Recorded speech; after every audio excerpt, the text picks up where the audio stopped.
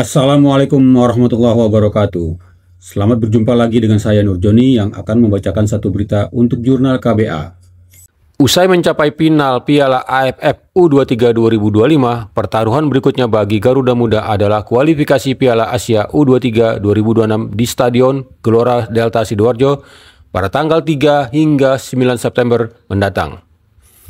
Kadek Arel dan rekan-rekannya akan melakoni 3 laga kontra Korea Selatan, Laos, dan Makau untuk berebut satu tiket ke Piala Asia U23 2026.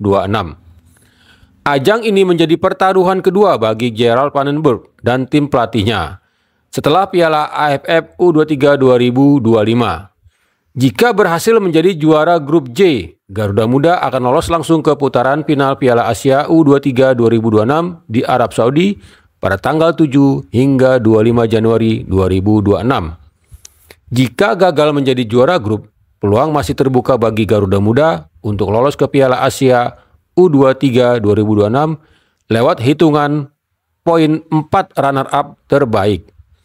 Di atas kertas, Korea Selatan atau yang dijuluki Korsel memang lebih difavoritkan menjadi juara grup J. Namun melihat kecemerlangan timnas U23 menaklukkan Korsel dengan skor 11-10 lewat drama adu penalti di perempat final Piala Asia U23 2024 di Qatar, peluang menjadi juara grup cukup terbuka lebar. Kemenangan dramatis Garuda Muda atas Korsel U23 tahun lalu di Qatar haruslah menjadi pemacu semangat dan optimisme. Bermain di depan pendukung di Stadion Gelora Delta Sidoarjo tentu akan lebih melecut daya juang pasukan Gerald Vandenberg. Situasi dan kondisi psikologis ini patut dimanfaatkan sebagai bagian dari rancangan strategis Vandenberg. Di atas kertas, Garuda Muda berpeluang meraih 6 poin saat laga melawan Laos 3 September dan Makau 6 September. Jadi, penentunya saat bertemu Korsel pada 9 September. Setidaknya, Vandenberg wajib menargetkan hasil imbang melawan Korsel untuk mengamankan posisi di grup J. Tanpa mengabaikan kekuatan Laos dan Makau, fokus timnas U23 memang harus menghitung secara taktis kekuatan Korsel sebagai pesaing utama menjadi juara grup.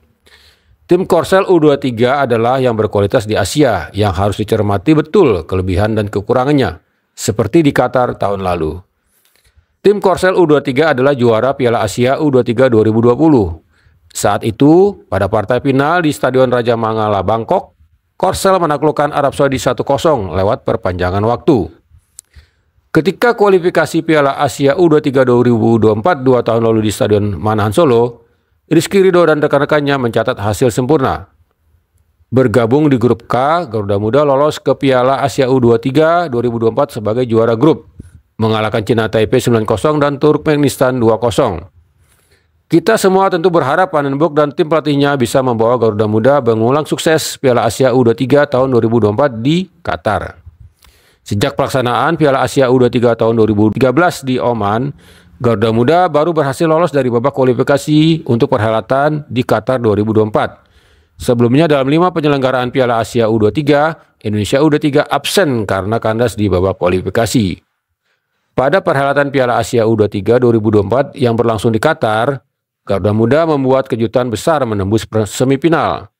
Di fase grup, Witan Sulaiman dan kawan-kawan mengalahkan Australia 1-0, Yordania 4-1, dan kalah dari tuan rumah Qatar 0-2. Di perempat final, tim asuhan Sintayong kala itu menunjukkan Korsel 11-10 lewat adu penalti. Namun di semifinal Garuda Muda menyerah 0-2 dari Uzbekistan. Pada perebutan tempat ketiga, Garuda Muda juga kalah 1-2 dari Irak. Kita berharap akan ada kembali kejutan di Sidoarjo bulan depan, sehingga Garuda Muda bisa terbang ke ajang Piala Asia U23 di Arab Saudi awal tahun depan. Demikian satu berita untuk jurnal KBA. Terima kasih. Wassalamualaikum warahmatullahi wabarakatuh.